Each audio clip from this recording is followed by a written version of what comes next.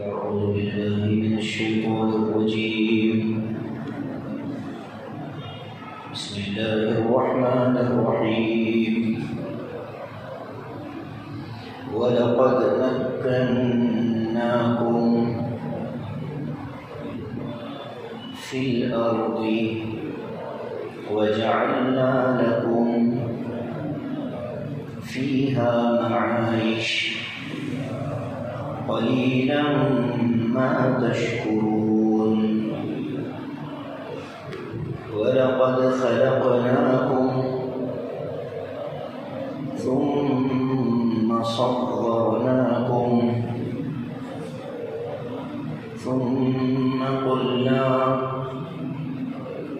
للملائكة اسجدوا لآدم فسجدوا إلا إبليس لم يكن من الساجدين.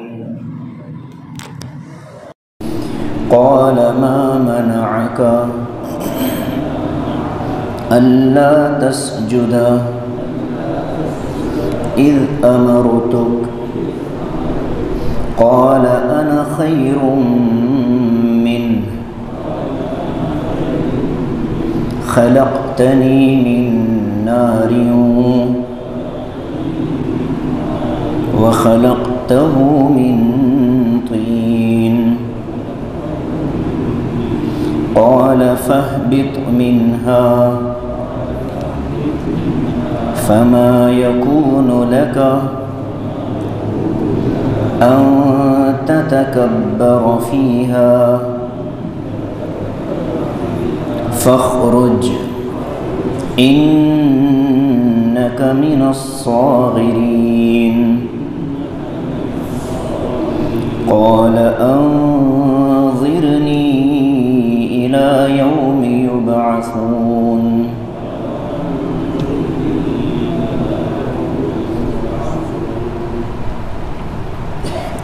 قال إنك من المنظرين.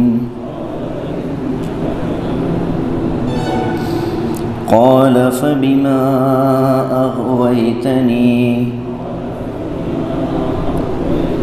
لأقعدن لهم صراطك المستقيم ثم لآتينهم من بين أيديهم ومن خلفهم وعن أيمانهم وعن شمائلهم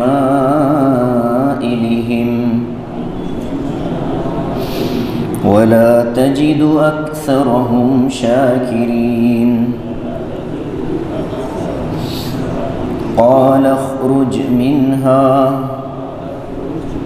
مذءوما مدحورا لمن تبعك منهم لأملأن جهنم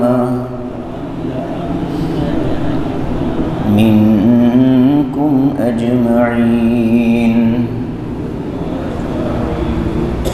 صدق اللہ العظیم. ترجمہ دیکھیے. وَلَقَدْ مَكَّنَّاكُمْ فِي الْأَرْضِ وَجَعَلْنَا لَكُمْ فِيهَا مَعَائِشَ. اور تحقیق کہ ہم نے تم کو زمین میں ٹھکانہ دیا اور ہم نے تمہارے لیے زمین میں اسباب زندگی بنائے. قلیلا ما تشکرون. تم بہت تھوڑا شکر ادا کرتے ہو. وَلَقَدْ خَلَقْنَاكُمْ ثُمَّ صَوَّرْنَاكُمْ. اور یقیناً ہم نے تم کو پیدا کیا پھر تمہاری صورتیں بنائی. ثُمَّ قُلْنَا لِلْمَلَائِكَةِ اسْجُدُوا لِآدَمَ. پھر ہم نے ملائکہ سے کہا آدم کو سجدہ کرو. فَسَجَدُوا إِلَّا إِبْلِيسَ. سب ملائکہ نے سجدہ کیا مگر ابلیس نے نہ کیا. لم یکن من الساجدین، وہ سجدہ کرنے والوں میں شامل نہ ہوا۔ قال ما منعک الا تسجد اذ امرتک، اللہ تعالیٰ نے پوچھا کہ ابلیس تجھے سجدے سے کس چیز نے منع کیا جب کہ میں سجدے کا حکم دے چکا ہوں؟ قال انا خیر من، ابلیس نے کہا کہ میں آدم سے بہتر ہوں۔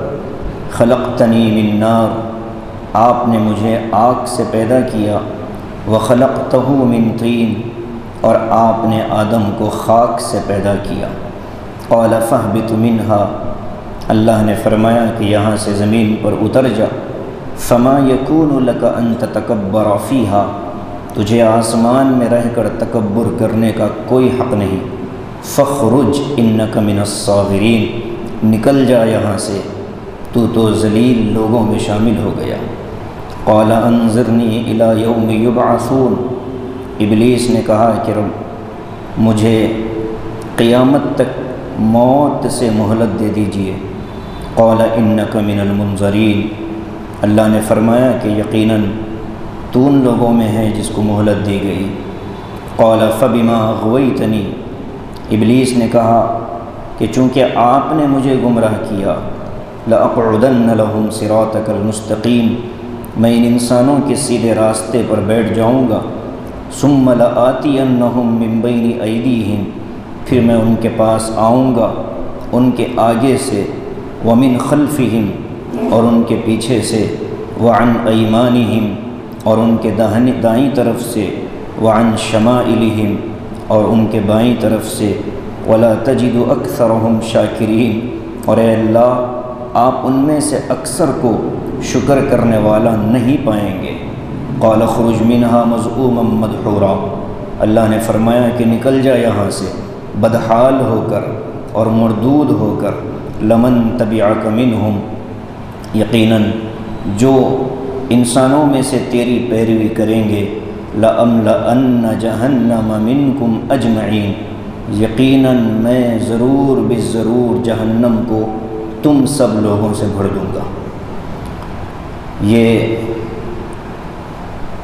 قصہ آدم و ابلیس ہے۔ گزشتہ دروس میں ہم نے سورہ اعراف کی ابتدا میں اللہ کا ایک فرمان پڑھ کر آئے تھے، اتبعوا ما انزل الیکم من ربکم، کہ اے لوگوں تمہاری طرف جو کتاب یعنی قرآن کریم نازل کی گئی ہے اس کی اتباع اور پیروی کرو۔ اور اس کے بعد اللہ تعالیٰ نے اتباع نہ کرنے والوں کے لیے دنیاوی عذاب کا تذکرہ فرمایا تھا کہ ان پر کیا دنیاوی عذاب آئے تھے، وہ ہم نیچے پڑھ کر آئے ہیں کہ جب وہ غفلت کے وقت میں ہوتے تھے تو اس موقع پر ان پر عذاب آتا تھا۔ وَكَم مِّن قَرْيَةٍ أَهْلَكْنَاهَا فَجَاءَهَا بَأْسُنَا بَيَاتًا أَوْ هُمْ قَائِلُونَ، رات کے وقت میں یا قیلولے کے وقت میں ان پر عذاب آتا۔ تو دنیاوی عذاب کو ذکر فرمایا اتباع نہ کرنے والوں کے لیے۔ اب اس کے بعد اخروی عذاب کو آخری میں ذکر فرمایا کہ قیامت کے دن میزان عدل قائم ہوگا، والوزن یومئذ الحق۔ تو عذابوں کو ذکر کرنے کے بعد اللہ تعالیٰ نے دنیا میں انسانوں پر کی جانے والی نعمتوں کو ذکر کیا کہ دیکھو کتاب ہم نے بھیجی، اس کی اتباع لازم ہے، ہم نے تم پر اس کے علاوہ بھی انعامات کیے۔ وہ کیا انعامات تھے؟ ان میں پہلا انعام ذکر فرمایا وَلَقَدْ مَكَّنَّاكُمْ فِي الْأَرْضِ، زمین میں ہم نے تم کو ٹھکانہ دیا۔ گویا کہ اس زمین کی ملکیت اللہ تبارک و تعالیٰ کی ہے، یہ زمین اللہ تبارک و تعالیٰ کی ملک ہے، اور اللہ نے اپنی ملکیت میں ہم لوگوں کو رہنے کا موقع دیا۔ یہاں جو لوگ زمین کے مالک ہیں وہ عارضی مالک ہیں، یہ ٹھکانے یہ جگہیں ہم سے پہلے کوئی اور استعمال کرتا تھا، ہم جب آئے ہیں تو ہم استعمال کر رہے ہیں، ہمارے بعد کوئی دوسرا استعمال کرے گا۔ گویا کہ یہاں جو میرا ہے وہ حقیقت میں میرا نہیں ہے، یہاں جو کچھ ہے وہ حقیقتاً اللہ کا ہے۔ تو اس لیے انسان کو اپنی کسی بھی چیز پر فخر اور مباحات کا اختیار نہیں ہے۔ انسان کے پاس جو کچھ ہے وہ پہلے کسی اور کے پاس تھا، اب ہمارے پاس ہے، ہماری آنکھ بند ہوتے ہی وہ ہم سے چھن جائے گا۔ گویا کہ محدود وقت کے لیے ان چیزوں سے فائدہ اٹھانے کے لیے اللہ تعالیٰ نے دنیا میں یہ اسباب مہیا فرمائے۔ اس کو فرمایا وَلَقَدْ مَكَّنَّاكُمْ فِي الْأَرْضِ، زمین میں ہم نے تم کو ٹھکانہ دیا، ہم نے تم کو بسایا۔ اب اس بسانے میں وہ ساری شکلیں داخل ہو گئیں کہ جو فرد کو بسانے کے لیے ضروری ہیں، کسی قوم کو بسانے کے لیے ضروری ہے، کہ ایک فرد زندہ رہنے کے لیے کن کن چیزوں کی ضرورت ہوتی ہے، وہ ساری اللہ تعالیٰ نے مہیا فرما دی۔ ایک قوم کو زندہ رہنے کے لیے کن چیزوں کی ضرورت ہوتی ہے، وہ ساری اللہ تعالیٰ نے مہیا فرما دی۔ تو وَلَقَدْ مَكَّنَّاكُمْ فِي الْأَرْضِ کے اندر سارے اسباب سکونت داخل ہو گئے۔ ایک رہنے کے لیے مکان، اس کو کیسے بنایا جائے یہ بھی اللہ نے سکھایا ہے، مکان کی تعمیر کیسے ہو، اور پھر اس میں ضرورت کی کون سی چیزیں ہوں، یہ ساری چیزیں اللہ تعالیٰ نے مہیا فرمائیں دنیا کے اندر۔ اور اس کے بعد فرمایا جب رہ گئے تو کھانے کے لیے، زندہ رہنے کے لیے تم کو اسباب معیشت کی ضرورت تھی، وہ بھی ہم نے پھیلا دی ہے۔ اسباب معیشت اللہ تعالیٰ نے دنیا میں عام کر دی ہے۔ وَجَعَلْنَا لَكُمْ فِيهَا مَعَائِشَ، معاش کہتے ہیں روزی روٹی کے ذریعے کو، معیش، معاش، معیشت، یہ ساری چیزیں ایک ہی معنی کے الفاظ ہیں۔ فرمایا کہ ہم نے تم کو زمین میں ٹھکانہ دیا اور تمہارے لیے ہم نے زمین میں اسباب معیشت کو عام کر دیا۔ قَلِيلًا مَا تَشْكُرُونَ، پھر بھی تم بہت تھوڑا شکر ادا کرتے ہو۔ اور ظاہر ہے کہ صبح سے شام تک انسان جن نعمتوں سے بہرور ہو رہا ہے اور جو نعمتیں وہ استعمال کر رہا ہے، ان نعمتوں کا شکر کتنا ادا کرتا ہے۔ بستر سے اٹھتے ہی اللہ نے ہم کو شکر کا لفظ سکھایا، الحمدللہ، الحمدللہ الذی احیانا بعدما اماتنا والیہ النشور۔ یہ پہلی دعا ہے صبح کی جو آدمی بیدار ہوتا ہے، اور اسی کے بارے میں حدیث میں فرمایا کہ جب انسان رات کو سو جاتا ہے، شیطان اس کے کان میں 3 گرہیں باندھ دیتا ہے، 3 گرہیں لگا دیتا ہے۔ جب وہ اٹھ کر الحمدللہ کہتا ہے تو پہلی گرہ کھل جاتی ہے، جب وہ اٹھ کر وضو کرتا ہے تو دوسری گرہ کھل جاتی ہے، اور جب وہ اٹھ کر نماز پڑھ لیتا ہے تو اس کی تیسری گرہ بھی کھل جاتی ہے۔ نماز کا وقت نکلنے تک اگر کوئی سوتا رہے تو پھر وہ گرہ مضبوط ہو جاتی ہے، اب وہ گرہ شیطان کی اس انسان کی پورے دن کے اوپر حاوی ہو جاتی ہے۔ اسی لیے مشائخ ذکر کا وقت بتلاتے ہیں فجر سے پہلے۔ یہ وقت وہ ہوتا ہے کہ جب اللہ اور بندے کے درمیان میں کوئی نہیں ہوتا، نہ اسباب دنیا ہیں، نہ اولاد ہے، نہ بیوی ہے، نہ کوئی دنیاوی معاملات ہیں، بس تنہائی ہے، رات جا رہی ہے، دن آ رہا ہے۔ تو رات اور دن کے ملجگے کے اندر، ملگجے کے اندر اللہ تعالیٰ نے ذکر کو پسند فرمایا۔ صحابہ کی صفت تھی وَبِالْأَسْحَارِ هُمْ يَسْتَغْفِرُونَ، کہ حضرات صحابہ سحر کے وقت میں خوب استغفار کیا کرتے تھے۔ گویا کہ رات کے آخری حصے میں اٹھ کر ایک ہک سی دل میں اٹھتی ہے، ایک درد سا دل میں ہوتا ہے۔ ہم رات کو اٹھ کر روتے ہیں جب سارا عالم سوتا ہے، تو یہ اللہ والوں کی پہچان ہوتی ہے۔ اللہ سے جن کو محبت ہوتی ہے وہ رات کی تنہائیاں اللہ کے حوالے کرتے ہیں۔ تو اس لیے شکر ہمارا بہت کم ہے، اللہ تعالیٰ نے خود اس کا ذکر فرمایا، تو ہمیں احساس ہونا چاہیے کہ صبح سے شام تک جذبات شکر ہماری زبان سے کتنے ظاہر ہوں۔ صبح کم از کم ایک تسبیح سبحان اللہ، الحمدللہ، اللہ اکبر، لا الہ الا اللہ، استغفر اللہ، ان کلمات کی ایک تسبیح ہو، اور اگر وقت ہو تو لا حول ولا قوت الا باللہ۔ میں ایک چیز اور عرض کر دوں کہ اس زمانے میں لوگ وظائف بہت زیادہ پڑھ رہے ہیں، فوائد کے معاملے میں صفر ہے۔ وظیفہ ہو رہا ہے لیکن فائدہ نظر نہیں آتا۔ حکماء نے، حضرت حکیم الامت حضرت اقدس تھانوی علیہ الرحمہ نے لکھا تھا، آج سے 80-90 سال پہلے وہ لکھ کر چلے گئے۔ انہوں نے فرمایا کہ لوگ اذکار کو اپنے دنیاوی حاجات کی تکمیل کے لیے پڑھتے ہیں، اس لیے فائدہ نہیں ہوتا۔ ثواب ملے گا لیکن اس کی جو روحانیت ہے وہ حاصل نہیں ہوتی۔ جب آدمی ایک تسبیح پڑھے گا سبحان اللہ کی، تو اس کے دل میں یہ احساس ہو کہ میں اللہ کی بڑائی بیان کر رہا ہوں، میں اللہ کی بزرگی بیان کر رہا ہوں، جب بزرگی بیان کرنے کی نیت سے وہ تسبیح پڑھے گا تو حضرت فرماتے ہیں کہ اس کو تسبیح کا بھی ثواب ملے گا، اور اللہ کے نام کی یہ خصوصیت ہے کہ اللہ کی جس صفت کو انسان آواز دیتا ہے وہ صفت انسان کی طرف متوجہ ہو جاتی ہے۔ اسی لیے اذکار وظائف پڑھتے ہوئے مقصد صرف یہ ہو کہ اللہ راضی ہو اور اللہ کی حمد کا مجھے موقع ملا ہے، باقی اس کے جو فوائد بیان کیے گئے ہیں وہ مقصود نہیں ہے۔ جیسے فرمایا کہ جو آدمی صبح چوتھا کلمہ 100 دفعہ پڑھ لے، لا الہ الا اللہ وحدہ لا شریک لہ لہ الملک ولہ الحمد یحیی ویمیت بیدہ الخیر وہو علی کل شیء قدیر، 100 مرتبہ اگر صبح کے وقت میں کوئی اس تسبیح کو پڑھ لیتا ہے تو اللہ کے رسول نے فرمایا کہ شام تک اس پر کوئی بلا، جادو وغیرہ کا اثر نہیں ہوتا۔ اب حضور نے فائدہ بتلایا ہے، اب پڑھتے ہوئے انسان کو اللہ کا، اب اس میں الفاظ کتنے پیارے ہیں، لا الہ الا اللہ وحدہ، اللہ کے سوا کوئی معبود نہیں۔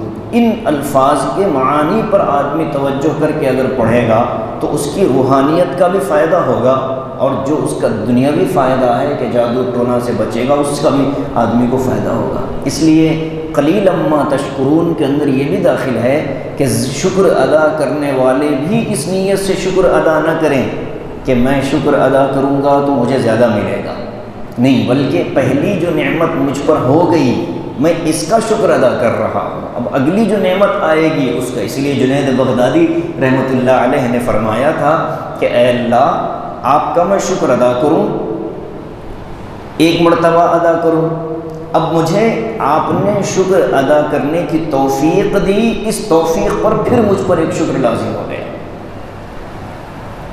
کتنی عجیب بات ہے، یعنی ایک نعمت کا شکر ادا کیا، ادا کرنے کے بعد اس شکر کی توفیق ملی، اس لیے اب اس پر شکر ادا کرنا ہے۔ تو ایک ہی نعمت کا شکر ادا کرتے کرتے انسان کی زندگی ختم ہو جاتی ہے۔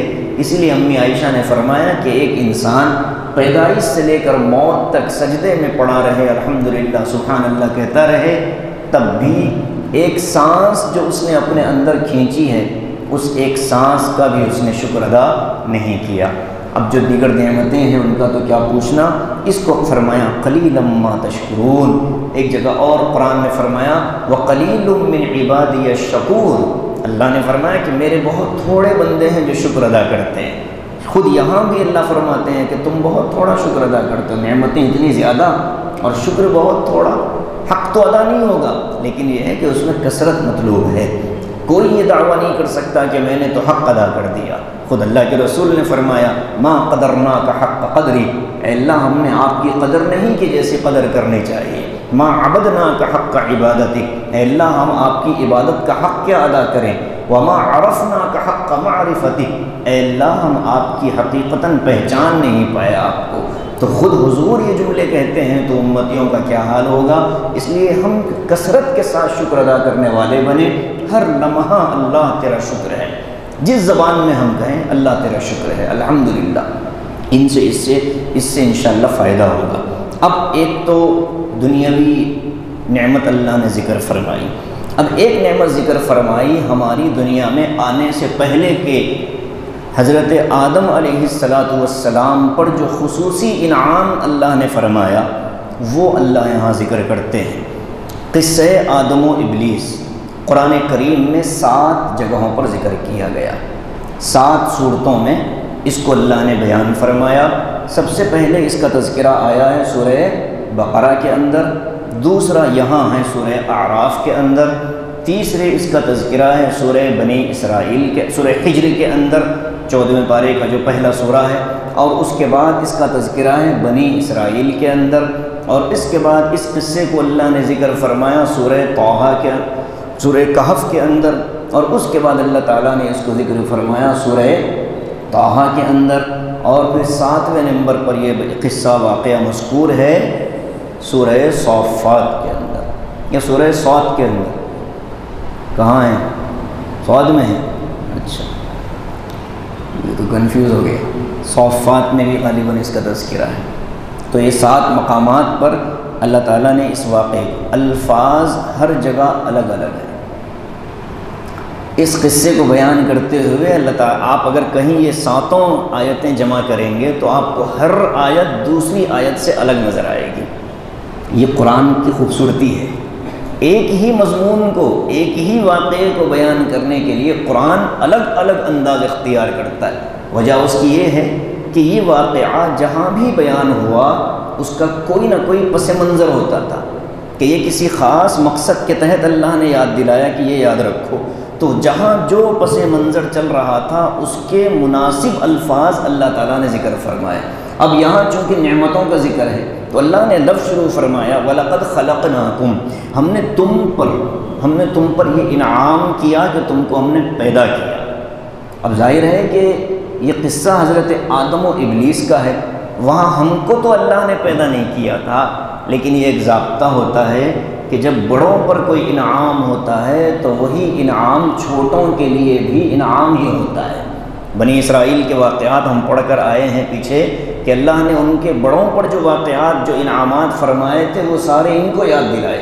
حضور پاک صلی اللہ علیہ وسلم کے زمانے کے بنی اسرائیل کو اللہ تعالیٰ نے حضرت موسیٰ علیہ السلام کے بنی اسرائیل پر ہونے والے انعامات کو ذکر فرمایا، یا بنی اسرائیل اذکروا نعمتی التی انعمت علیکم واوفوا بعہدی انعمت علیکم وانی فضلتکم واذ قال واذکر، جتنے الفاظ قرآن میں وَإِذْ قُلْنَا ادْخُلُوا هَٰذِهِ الْقَرْيَةَ، یہ سب قصے اس زمانے کے تھے لیکن مخاطب اس زمانے کے لوگ ہیں۔ یہاں بھی ایسی ہے کہ اللہ تعالیٰ نے حضرت آدم علیہ السلام کو اپنے دست مبارک سے پیدا فرمایا۔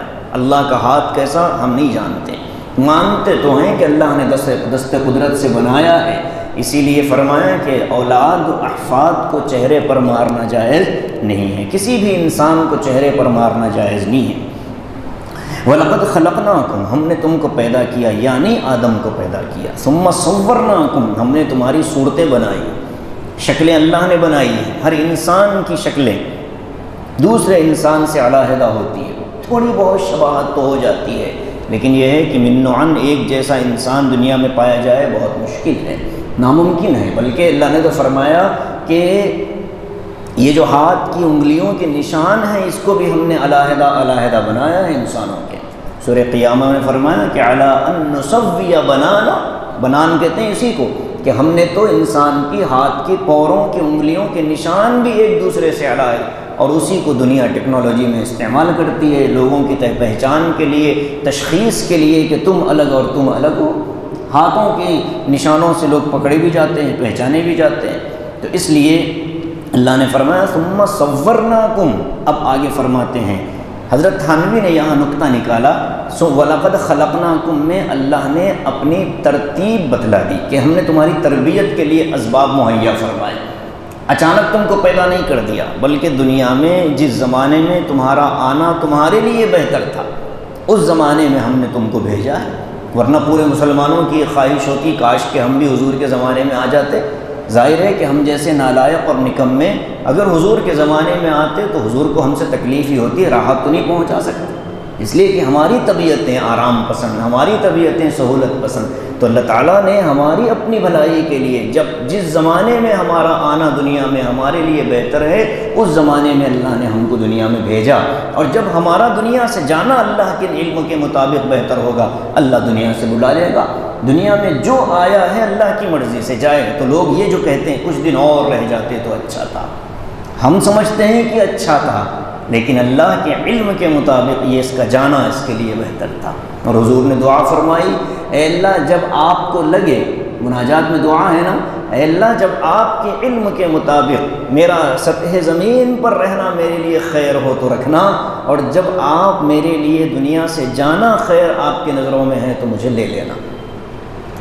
کیا پیارے جملے ہیں، اللہ کے رسول نے خود آخری زمانے سے پناہ چاہیے کہ اللہ دجال کے فتنے سے بچا کا مطلب یہ بھی ہے کہ اس کے آنے سے پہلے ہم کو دنیا سے لے لے۔ بچا کا مطلب صرف یہ نہیں ہوتا کہ فتنہ آئے اور ہم فتنے سے بچیں، نہیں، فتنے میں مبتلا ہونے سے ہی اللہ تعالیٰ نے سے بچنے کی دعا کہ اللہ ہمیں دجال کے فتنے سے بچا۔ تو اس لیے جو دنیا میں آیا ایک ترتیب ہے اللہ کی، ہمارے لیے جب جو چیزیں مناسب تھیں اللہ آنے کے بعد بھی جب جو انسان کو جو نعمت جس وقت ملنی ہے اللہ وہ اسی وقت دیتے ہیں۔ کوئی یہ خواہش کرتا ہے کہ میری شادی ہو جائے، لیکن شادی ہونا اس وقت اس کے لیے خیر نہیں ہوتا، تو انتظار کرواتے ہیں، اچھا نوشہ بیٹھے۔ اور اگر کوئی یہ خواہش کرے کہ میری شادی نہ ہو، اللہ پکڑ کر کروا دیتے ہیں کہ اس وقت تیرا شادی نہ ہونا تیرے لیے بہتر۔ اس لیے بہت سی نعمتیں جو انسان ان کے حصول کی خواہش کرتا ہے، اللہ کے علم کے مطابق وہ اس حصول کے اس کے لیے نقصان دہ ہوتی ہیں، تو اللہ تعالیٰ ان کو روک دیتا ہے، وقت آنے سے پہلے دیتا نہیں۔ حضرت تھانوی فرماتے ہیں کہ پہلی نعمت جو ہے یہ تربیت سے تعلق رکھتی ہے، دوسری نعمت جو ہے یہ پیدائش اور ایجاد سے تعلق رکھتی ہے، اور اس کے بعد فرمایا ثم قلنا للملائکۃ اسجدوا لآدم، پھر ہم نے جب حضرت آدم کا پتلا ان کا مادہ تیار کر دیا تو پھر ہم نے ملائکہ سے کہا کہ ان کو سجدہ کرو۔ یہ انسان کی عزت و کرامت ہے اور شرافت ہے کہ انسان کو مسجود ملائکہ بنایا، کہ ملائکہ نے جس کو سجدہ کیا وہ انسان ہے۔ اسی لیے علامہ اقبال نے کہا جب معراج کا سفر ہوا کہ سبق ملا ہے یہ معراج مصطفیٰ سے مجھے، سبق ملا ہے یہ معراج مصطفیٰ سے مجھے کہ عالم بشریت کی زد میں ہے گردوں۔ آسمان جو ہے نا گردوں، آسمان بھی انسان کی عالمی انسان کی زد میں آ سکتا ہے اگر اللہ چاہے۔ انسان کے اندر یہ صلاحیت ہے کہ وہ وہاں تک پہنچتا ہے جہاں تک فرشتوں کی بھی پہنچ نہیں ہوتی۔ تو اس لیے افضل جو مخلوق ہے دنیا کے اندر وہ انسان ہے، اور انہی افضل مخلوق کے اندر افضل ترین ذات جو ہے نبی اکرم صلی اللہ علیہ وسلم کی ہے۔ اس لیے انسان کو اپنے انسان ہونے پر بھی اللہ کا شکر ادا کرنا ہے کہ مولا آپ نے افضل مخلوق میں ہمیں پیدا فرمایا، اور ملائکہ کو حکم ملا کہ ہمارے بڑوں کو سجدہ کریں۔ حضرت آدم کو سجدے کا حکم ملا، اور یہ سجدہ کون سا تھا؟ لوگ اس پر بڑی عجیب بحثیں کرتے ہیں۔ بعض لوگ کہتے ہیں کہ حضرت آدم کو تعظیم کا سجدہ تھا، لہٰذا آج بھی کسی کو اگر کوئی تعظیم کا سجدہ کرے تو گنجائش ہونی چاہیے۔ نہیں، سجدہ تعظیمی حرام ہے، سجدہ عبادت شرک ہے۔ اگر کوئی کسی بڑے کے آگے تعظیم کے لیے سجدے کے لیے جھکتا ہے تو وہ حرام ہے، اور اگر عبادت کی نیت سے کسی غیر اللہ کے آگے جھکتا ہے تو وہ شرک ہے۔ اس لیے سجدوں کا معاملہ بڑا نازک ہے، کہیں بھی سجدہ کر دینا انسان کے لیے مناسب نہیں ہے۔ اس میں یا تو شرک ہوگا، عبادت کا جذبہ اگر ہے، عبادت کا جذبے کا مطلب کیا کہ میں ان کو سجدہ کروں تو یہ مجھ سے خوش ہوں گے اور مجھے بدلے میں نوازیں گے، یہ شرک ہے۔ بھئی یہ بڑے قابل عظمت آدمی ہیں، لہذا میں عظمت کا اظہار کرنے کے لیے سجدے میں گر پڑوں، یہ حرام ہے۔ حضرت معاذ ابن جبل نے حضور سے یہی پوچھا تھا کہ یا رسول اللہ میں گیا یمن میں، دیکھا کہ وہاں بادشاہوں کو لوگ سجدہ دربار میں آ کر سجدہ کرتے، آپ احق ہیں، آپ کو زیادہ حق ہے کہ ہم آپ کو سجدہ کریں۔ تو آقا نے فرمایا کہ سجدہ غیر اللہ کے لیے جائز نہیں ہے، اگر کسی کے لیے جائز ہوتا تو میں بیوی کو حکم دیتا کہ وہ شوہر کو سجدہ کرے، لیکن اب تو میں یہ اس کو بھی حکم نہیں دیتا۔ تو حضرت آدم کو حضرت آدم کو ملائکہ نے جو سجدہ کیا وہ اللہ کے حکم کی وجہ سے کیا۔ اس موقع پر اگر کسی نے سجدے سے انکار کیا تو وہ اللہ کا باغی ہوتا تھا۔ ملائکہ جانتے تھے کہ ہم کو وہ کرنا ہے جو اللہ نے حکم دیا۔ ملائکہ عقل نہیں لڑاتے ہماری طرح، اسی لیے فوراً ان لوگوں نے فسجدوا الا ابلیس، سب کے سب سجدے میں گر پڑے۔ ابلیس جو تھا یہ فرشتہ نہیں تھا، ابلیس جو تھا یہ جنات میں سے تھا۔ میں نے اس پر بھی گفتگو کی تھی اس سے پہلے کہ ابلیس جو تھا وہ جنات میں سے ایک بچہ تھا۔ فرشتوں ہماری دنیا میں آنے سے پہلے زمین پر جنات بسا کرتے تھے، بہت بڑی مخلوق تھی۔ جنات رہتے تھے پہاڑوں میں، جنگلوں میں، سمندروں میں، دریاؤں میں، غاروں میں، ان کی ساری دنیا ان سے بھری ہوئی تھی۔ اللہ تعالیٰ نے ایک موقع پر ان کی کسی سرکشی سے ناراض ہو کر ملائکہ کو بھیجا کہ ان کو سزا دو، تو بہت بڑی تعداد میں جنات کو قتل کیا گیا ملائکہ کے ذریعے۔ تو یہ ابلیس جو تھا وہ چھوٹا سا بچہ تھا، فرشتے اس کو اٹھا کر آسمانوں پر لے گئے اور فرشتوں نے اس کی تربیت کی تھی۔ معلم نہیں تھا وہ فرشتوں کا، معلم تھا۔ یہاں غلطی کرتے ہیں لوگ، ابلیس کی گمراہی کو بتاتے ہوئے فرشتوں کی شان میں گستاخی کر دیتے۔ کیا کہہ دیتے ہیں؟ کہتے ہیں کہ ابلیس تو فرشتوں کا استاذ تھا۔ یہ غلط ہے، ابلیس فرشتوں کا استاذ نہیں تھا، فرشتے ابلیس کے استاد تھے۔ یہ غلطی کہاں سے آئی؟ معلم اور معلم ان دو الفاظ سے گڑبڑ ہوئی۔ اردو میں لکھنے والوں نے معلم لکھا، معلم لکھا، زبر لگانا بھول گئے، پڑھنے والوں نے اس کو معلم زیر کے ساتھ پڑھ لیا، معنی بدل گئے۔ معلم کا مطلب ہوتا ہے سکھانے والا، معلم کا مطلب ہوتا ہے جس کو سکھایا گیا۔ تو حضرات ملائکہ نے اس کو ابلیس کو سکھایا تھا، پڑھایا تھا، دکھایا تھا۔ علم جو اس کو ملا تھا وہ فرشتوں کے ذریعے سے ملا تھا۔ اب بتائیے کہ افضل کون تھا؟ ظاہر ہے کہ ملائکہ افضل تھے، ابلیس فرشتوں میں۔ اس لیے قرآن میں جہاں بھی اس واقعے کو ذکر کیا گیا ابلیس کا تعارف الگ کروایا اللہ نے۔ ایک جگہ فرمایا کان من الجن ففسق عن امر ربہ، سورہ کہف میں فرمایا کہ یہ جنات میں سے تھا، اسی لیے اس نے اپنے رب کے حکم کے خلاف کام کیا۔ تو یہ جنات میں سے تھا، فرشتوں میں سے نہیں تھا، فرشتوں کا شاگرد تھا، استاذ نہیں تھا۔ تو اس نے کہا کہ نہیں، میں سجدہ نہیں کروں گا۔ لم یکن من الساجدین، اللہ خود بھی کہتے ہیں کہ ہاں اس نے سجدہ نہیں کیا۔ اب اللہ نے اس سے پوچھا کیوں نہیں کیا؟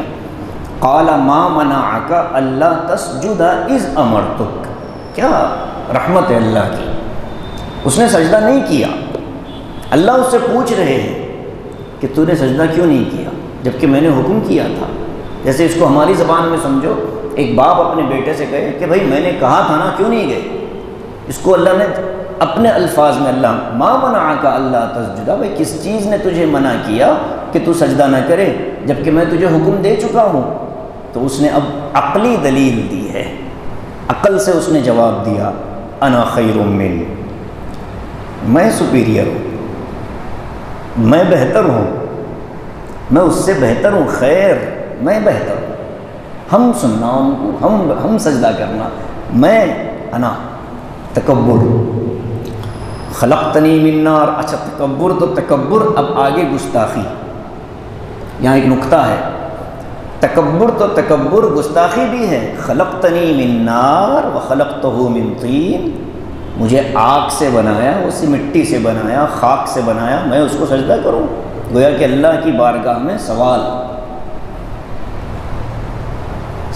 پیدا ہوتا ہے کہ اللہ اتنے جلال والے اور اللہ کی اتنی ہیبت، جبروت، قہاریت، جباریت، ملکوت، اتنی ساری شانوں کے باوجود جبرائیل کو ابلیس کو ہمت کیسے ہوئی کہ وہ اللہ سے یہ سوال کرے، یا یہ کہ اس طرح اپنی غلطی پر دلیل پیش کرے؟ دو طریقے ہوتے ہیں، جب چھوٹا غلطی کرتا ہے تو احترام کے طور پر خاموش ہو جاتا ہے کہ ہاں میں نے غلطی کی، بات ختم۔ اگر چھوٹے کے اندر تکبر ہو تو پھر وہ دلیل دینے لگتا ہے کہ نہیں میں نے غلطی اس لیے کی۔ علماء فرماتے ہیں کہ یہ ابلیس کی شامت تھی کہ اللہ تبارک و تعالیٰ کا حکم نہ ماننے کے نتیجے میں اللہ کی طرف سے اس پر جو سب سے پہلا عذاب آیا وہ یہی آیا کہ اس کے اور اللہ کی شان کے درمیان میں ایک پردہ حائل ہو گیا۔ اسے یہ لگ رہا تھا کہ میں اللہ سے براہ راست بات کر رہا ہوں، جبکہ وہ کروڑوں درجے نیچے اتر چکا تھا۔ گویا کہ اس نے اب وہ گفتگو کی، وہ اللہ کو بھول کر، اللہ کی شان کو بھول کر اس نے گفتگو کی، ورنہ اگر اللہ کی جلال کا مظہر سامنے ہوتا تو مجال نہیں تھی اس کی بات کرنے کی۔ وہ کہ طاقتور مخلوق تھوڑی تھی، وہ ایک جنات تھی، اور انسان کو اللہ تعالیٰ نے جن چیزوں سے بنایا، جن عناصر سے بنایا، اس میں ایک عنصر جو ہے نا وہ پانی بھی ہے، اور پوری دنیا جانتی ہے کہ آگ بھلے کتنی طاقتور کیوں نہ ہو، پانی کے قطرے اس کو بجھا دیتے ہیں۔ تو اللہ کے سامنے اس کی حیثیت کیا؟ لیکن یہ ہوتا ہے، انسان جب گناہ کرتا ہے اور اللہ کی نافرمانی کرتا ہے اور اس پر جرأت آ جاتی ہے، جرأت کا مطلب کیا ہے؟ ایک تو یہ ہے کہ گناہ کرتے ہوئے ڈرے کہ بھئی گناہ بھی ہو رہا ہے، ڈر بھی لگ رہا ہے، اس کو جرأت، اس کو کہتے ہیں خوف بھی ہے لیکن گناہ کر رہا ہے۔ ایک یہ ہے کہ بھئی آذان ہو رہی ہے، گھر میں ٹی وی چل رہا ہے، آذان ہو رہی ہے اور گناہ ہو رہے ہیں، ناچ گانا ہو رہا ہے، بینڈ باجا بج رہا ہے، آذان ہو رہی ہے، زناکاری ہو رہی ہے، آنکھوں کی زناکاری، کانوں کی زناکاری، جھوٹ۔ تو یہ جو چیزیں ہیں کہ یہ صوفیہ کہتے ہیں کہ یہ وہ پردہ ہے جو ابلیس کے بھی حائل ہوا تھا اور ان گنہگاروں کے بھی حائل ہو رہا ہے۔ یہ پردہ حائل ہونے سے پہلے آدمی کو سمجھ لینا چاہیے۔ تو ابلیس نے اللہ سے جو گفتگو کی وہ گستاخی کے زمرے میں آئے گی، لیکن اس کی حکمت یہ بھی تھی کہ وہ پردے میں تھا، اس کو اللہ کی شان اور اس کی ہیبت کا اس کو علم نہیں تھا، وہ بالکل اپنے مقام سے نیچے گر چکا تھا۔ اب آگے فرماتے ہیں عقلی دلیل اس نے دی، خلقتنی من نار خلقتہ من طین، مٹی سے مجھے اس کو پیدا کیا، آگ سے مجھے پیدا کیا۔ گویا کہ عقل پرستوں کو اللہ نے جواب دیا ہے کہ دیکھو ہر چیز کو عقل کے ترازو میں نہیں تولا جا سکتا، اور یہ جو معاملات ہیں یہ تو اللہ کی حکمت سے تعلق رکھتے ہیں، اور اللہ کی حکمتوں پر گفتگو کرنا گویا کہ آگ کے دریا میں داخل ہونا ہے۔ انسان کو اللہ کی حکمتوں پر یقین کر لینا، اللہ نے ایک حکم دیا مان لینا ہے، اس پر گفتگو کرنا، چوں اور چرا کرنا، یہ انسان کے لیے ہلاکت ہے۔ اللہ نے کہا فاہبط منہا، اتر جا۔ حبوط کہتے ہیں کہیں نازل ہونے کو، یہ لفظ بہت سی جگہ پر آیا ہے، جیسے حضرت نوح علیہ السلام کی جو کشتی چلی تھی تو فرمایا تھا کہ جودی پہاڑ پر وہ کشتی رکے گی تو وہاں اترو، اترنے کے لیے لفظ آتا ہے حبوط۔ قال فاہبط منہا فما یکون لک ان تتکبر فیہا فاخرج انک من الصاغرین، فرمایا کہ یہاں سے نکل جا، نیچے چلا جا، تجھے کوئی حق نہیں پہنچتا کہ تو یہاں رہ کر تکبر کرے۔ کیا مطلب اس جملے کا؟ اس جملے کا مطلب یہ ہے کہ وہ آسمانوں کا معاملہ ہے، اور آسمان میں رہنے والی مخلوق نافرمانی نہیں کرتی، اور اگر یہاں تو تکبر کر رہا ہے تو پھر تیری جگہ یہ نہیں ہے، تیری جگہ زمین ہے جہاں ایک مخلوق آ رہی ہے جس میں فرما بردار بھی ہوں گے، نافرمان بھی ہوں گے، تو ان کے ساتھ رہ جا۔ انسان میں خیر اور شر دو چیزیں ہیں نا، جنات میں شر زیادہ، ملائکہ میں خیر ہی خیر۔ گویا کہ انسان کو اللہ نے جو بنایا، ملائکہ اور جنات اور شیاطین دونوں کی صفات ان کے اندر ہیں، اسی لیے ہدایت کا کام کرنے والوں کے لیے اور نبوت اور رسالت کے لیے بھی اللہ تعالیٰ نے جن اشخاص کو چنا وہ انسانوں ہی میں سے تھے، چونکہ وہ جانتے تھے کہ برائی کیا ہے۔ ملائکہ کو پتہ کیا جھوٹ کیا ہے، ملائکہ کو معلوم ہی نہیں کہ زنا کیا ہے، وہ تو ان کے اندر وہ مادہ ہے ہی نہیں۔ تو جو انسان برائی کو نہیں سمجھ سکتا وہ اس برائی کی اصلاح بھی نہیں کر سکتا۔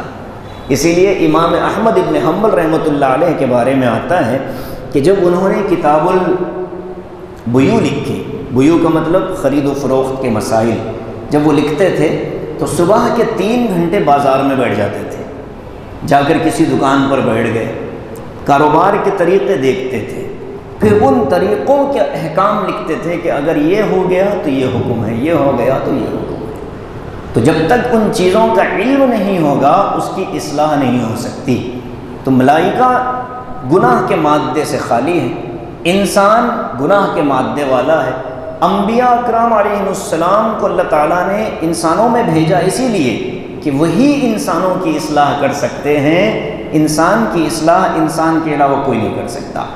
البتہ انسان جنات کی اصلاح کر سکتا ہے، انبیاء اکرام کو جنات کی طرف بھی رسول بنا کر بھیجا گیا، ہمارے نبی جنات کے بھی رسول تھے، تو انسان میں اتنی صلاحیت ہے کہ وہ جنات کی بھی اصلاح کر سکتا ہے۔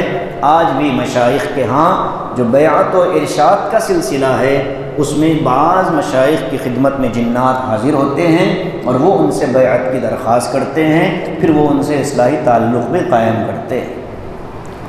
یہ اچھا، جو آپس میں ایک شیخ سے بیعت ہونے والوں کو آپس میں کیا کہتے ہیں؟ ایک لفظ آتا ہے پیر بھائی، ایک لفظ آتا ہے برادر ارشاد۔ مطلب اس کا یہ ہے کہ ایک ہی شیخ کے 2 مرید ہیں، مطلب ہے کہ ارشاد کے معاملے میں، مرشد کے معاملے میں دونوں ایک ہیں، تو برادر ارشاد بھی اس کو کہتے ہیں۔ تو بعض انسانوں کے برادر ارشاد جنات بھی ہوتے ہیں، یہ اللہ نے انسان میں صلاحیت رکھی. خلقتنی قال فاہبط منها فما یکون لک ان تتکبر فیها فاخرج. یہ جملہ تھوڑا شیطان کو آخری کیل ٹھونکنے والا تھا. فاخرج بس نکل. پہلے تو کہا کہ تم اتر جاؤ زمین سے، لیکن وہ بھی گیا نہیں، وہیں ہے. اب آگے اللہ کہتے ہیں نکل.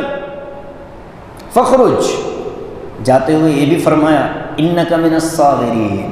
اب تک تو ملائکہ میں تھا، اب ذلیلوں میں شامل ہو گیا. ایک نافرمانی نے انسان ابلیس کو ذلیل بنا دیا، اور اتنا ذلیل بنایا آج بغیر اس پر لعنت کیے ہوئے کوئی قرآن نہیں پڑھ سکتا. بسم اللہ نہ پڑھیں گے کوئی بات نہیں، اعوذ باللہ تو تلاوت کے شروع میں ضروری ہے. اس لیے آپ دیکھیں عرب کبھی تلاوت کرتے ہیں، درمیان سورت سے کہیں پڑھنا ہوتا ہے تو کہتے ہیں اعوذ باللہ من الشیطان الرجیم قال انک من، یعنی بسم اللہ وہ ہر جگہ نہیں پڑھتے، بعض مرتبہ سورت کا اگر شروع ہو تو بسم اللہ پڑھتے ہیں. تو بغیر اعوذ باللہ کے ہمارا کوئی دینی کام شروع نہیں ہوتا، ہمارا کوئی دن نہیں گزرتا.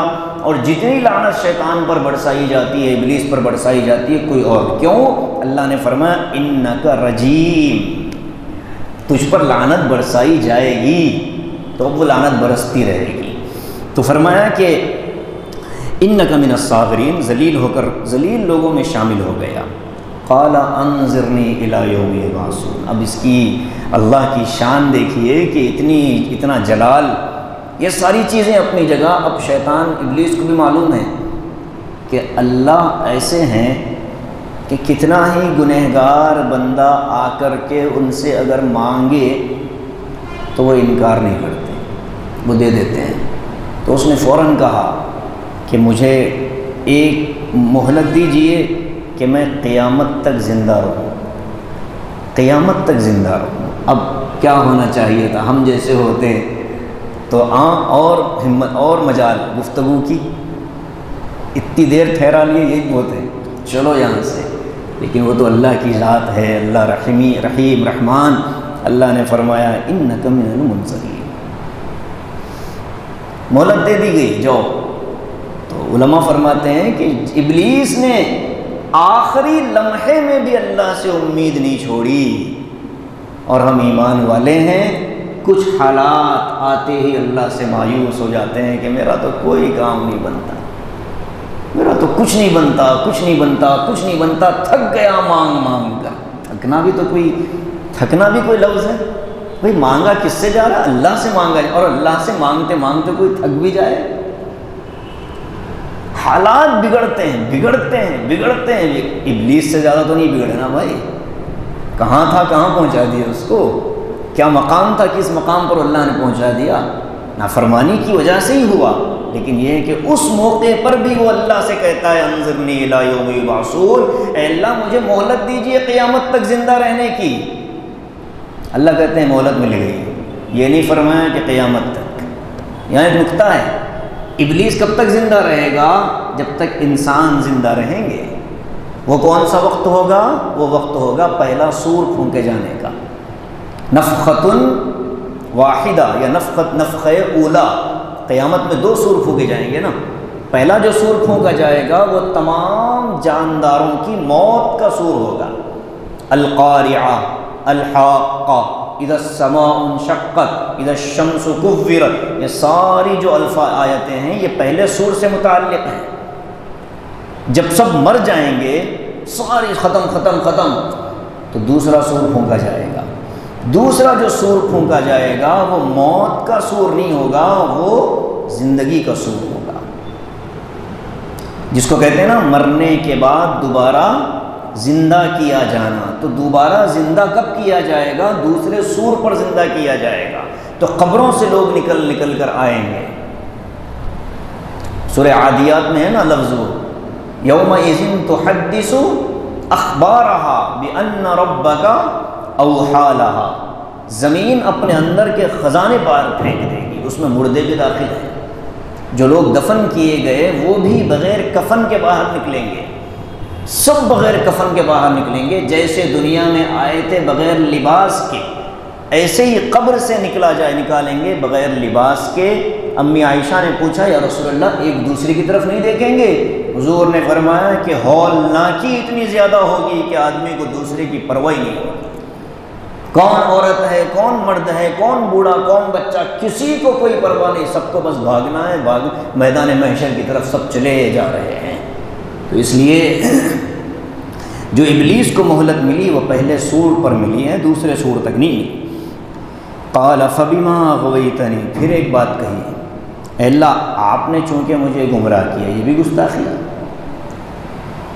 دماغ اس نے لگایا، عقل اس نے لگائی، مجھے آگ سے پیدا کیا، اس کو مٹی سے پیدا، شرارت تو اس نے کی، الزام اللہ پر لگا دیا کہ آپ نے گمراہ کیا۔ حکم اگر مان لیتا تو یہ سب مسئلہ ہی نہیں تھا، لیکن شیطان تھا، ابلیس تھا، اس کے اندر عقل تھی، اب اس نے اپنی عقل کا استعمال کیا۔ اللہ کے حکم کے مقابلے میں عقل کبھی بھی نہیں چل سکتی، یہی نتیجہ آ گیا کہ اس نے کہا کہ لَأَقْعُدَنَّ لَهُمْ صِرَاطَكَ الْمُسْتَقِيمِ، اے اللہ میں آپ کے ان بندوں کے راستے میں رکاوٹ بن کر بیٹھوں گا، چونکہ وہ جان گیا کہ میری اس ذلت کا سبب کون بنا؟ آدم بنے، لہٰذا اب آدم کا پیچھا اٹھاؤ اور آدم کے ساتھ آدم کی پوری نسل کا پیچھا اٹھاؤ۔ اور اللہ سے کہہ کر آیا، پہلے مہلت مانگی، اللہ نے کہا لے لے، پھر کہا کہ اغویتنی لأقعدن لهم صراطک المستقیم، ان کے سیدھے راستے کی رکاوٹ بنوں گا، وہ جب صراط مستقیم پر چلنا چاہیں گے میں راستے میں آ جاؤں گا، کسی بھی شکل میں آ جاؤں گا، اور صرف سامنے سے نہیں آؤں گا، من بین ایدیہم ومن خلفہم، آگے سے بھی رکاوٹ بنوں گا، پیچھے سے بھی رکاوٹ بنوں گا، ومن خلفہم وعن ایمانہم وعن شمائلہم، داہنی طرف سے بھی آؤں گا، بائیں طرف سے بھی آؤں گا، یعنی کہ کوئی جہت نہیں چھوڑی اس نے، دو جہتیں اس نے چھوڑ دی، اوپر نیچے۔ حکیم الامت حضرت تھانوی علیہ رحمہ فرماتے ہیں کہ یہ دو جہتیں کیوں نہیں بولا؟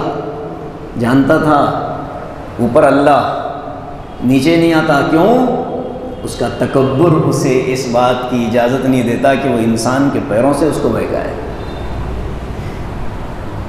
یہ دیکھیے تکبر انسان کو کہاں تک پہنچا دیتا ہے، ایک مخلوق کو کہاں تک پہنچا دیا کہ چاروں جہتوں کا تو اس نے تذکرہ کیا، اوپر سے اس لیے نہیں آ سکتا کہ اللہ کی ذات اور ایمان کا سایہ، اعمال کی نورانیت، یہ انسان کو اوپر سے تو محفوظ رکھے ہوئے، نیچے سے خود آنا نہیں چاہتا اس لیے کہ میں انسان کے پیروں سے جا کے بہکاؤں۔ گویا کہ تکبر نے اس کو ان چار جہات کا تذکرہ، اسی لیے جو حفاظت کے اوراد ہیں، حفاظت کے ذکر ہیں، ان کے پڑھنے کے بعد یہی تو کہا جاتا نا کہ آگے دم کرو، پیچھے دم کرو، دائیں دم کرو اور بائیں دم کرو، من ایدیہم ومن خلفہم وعن ایمانہم وعن شمائلہم، کہ تین تین مرتبہ، جیسے امام نووی رحمۃ اللہ علیہ نے جو مشہور دعا سکھائی ہے فجر بعد مغرب بعد، بڑی لمبی ہے، اس کے پڑھنے کے بعد یہی لکھا کہ آگے 3 مرتبہ دم کر دو، پیچھے 3 مرتبہ، دائیں طرف 3 مرتبہ اور بائیں طرف 3 مرتبہ، وعن شمائلہم ولا تجد اکثرہم شاکرین، اور اے اللہ آپ ان میں سے اکثر کو نافرمان ہی پاؤ گے، بہت کم شکر کرنے والے رہیں گے آپ کے بندوں میں۔ اب اللہ نے ایک جملہ فرمایا، قال اخرج منہا مذءوما مدحورا، بہت ہو گیا اب چلو، بدحال ہو گیا تو اور ذلیل ہو گیا، مردود ہو گیا۔ مردود کا مطلب ہوتا ہے کسی کو دھکے مار کر نکالنا، رد کرنے کا مطلب یہی ہوتا ہے نا کہ ہم نے آپ سے سوال کیا، آپ نے جواب نہیں دیا، رد کر دیا، نہیں، تو اس کو کہتے ہیں مردود ہو جانا۔ تو مدحورہ کا مطلب ہے مردود ہونا۔ اب آگے فرماتے ہیں لمن تبعک منہم لأملأن جہنم منکم اجمعین، جاتا جاتا سن لے، میرے جو بندے تیری اتباع کر لیں گے، تو نے کہا نا کہ سیدھے راستے سے رکاؤں گا اور ان کے لیے اکثر کو نافرمان بنا دوں گا، شکر نہیں ادا کریں گے، تو ان سب کے لیے یہ پیغام ہے کہ جو تیری اتباع کرے گا میری مخلوق میں سے، میں ان سب کو اور تم سب کو ملا کر جہنم میں بھر دوں گا۔ یہ فیصلہ کن بات اللہ تعالیٰ نے ارشاد فرما دی، اور اس کے لیے جو الفاظ ہیں لَأَمْلَأَنَّ، لام اور نون، یہ 2 تاکید کے لیے آئے ہیں، شروع میں بھی تاکید ہے اور آخری میں بھی تاکید ہے کہ میں ضرور ڈالوں گا۔ کون جائیں گے جہنم میں؟ وہ جو ہم پچھلے صفحے پر پڑھ کر آئے ہیں کہ دنیا سے ایمان کے بغیر جائیں، یا یہ کہ دنیا سے ایمان کے ساتھ جائیں، اعمال کا ترازو ہلکا ہو، نیکیوں کا ترازو ہلکا ہو، گناہوں کا پلڑ بھاری ہو، تو ایک مدت تک ان کو جہنم میں داخل کیا جائے گا۔ انسان گناہ کرتا ہی اس لیے ہے کہ شیطان کی اتباع کر رہا ہے، ابلیس کی پیروی کر رہا، تو گناہوں کی وجہ سے کچھ دیر جہنم میں، کچھ مدت جہنم میں جلا کر پھر ان کو جنت میں داخل کیا جائے گا، وہ بھی اس کے اندر داخل ہیں۔ کیسے سمجھ میں آتا ہے؟ اس میں خالدین فیہا کا لفظ نہیں ہے، جہنم میں داخل کروں گا یہ فرمایا اللہ نے، تو اس میں کافر بھی داخل ہو گئے اور گنہگار مؤمنین بھی داخل ہو گئے۔ اس لیے ہم کو شیطان سے بھی پناہ چاہنی ہے، اور ایسے ہی گناہوں سے بھی اپنے آپ کو بچنے کی ہم کو فکر کرنی ہے۔ یہاں سے لے کر اگلے 2 رکوع تک حضرت آدم علیہ السلام ہی کا تذکرہ اللہ تعالیٰ نے چلایا کہ وہ جنت میں کیسے گئے، اور جنت میں پھر شیطان نے ان کو کیسے بہکایا اور کیا کیا ان کو پٹی پڑھائی، اور پھر اس کے بعد ان پر سب سے پہلا اللہ کا غضب کیا آیا، کیا ناراضگی آئی۔ اس پر انشاءاللہ اگلے درس میں گفتگو ہوگی۔ اہم مضامین ہیں، عقیدے بھی اس سے ہمارے جڑے ہوئے ہیں، انبیاء اکرام علیہم السلام سے ہونے والی اونچ نیچ پر، اور اللہ کے احکام کے معاملے میں جو الفاظ قرآن نے اختیار کیے ان کا صحیح محمل اور صحیح مطلب کیا ہونا چاہیے، یہ سارے مضامین اس میں آتے رہیں گے۔ اللہ تعالی ہم سب کو اپنے اپنے احکام پر چلنے کی توفیق نصیب فرمائے۔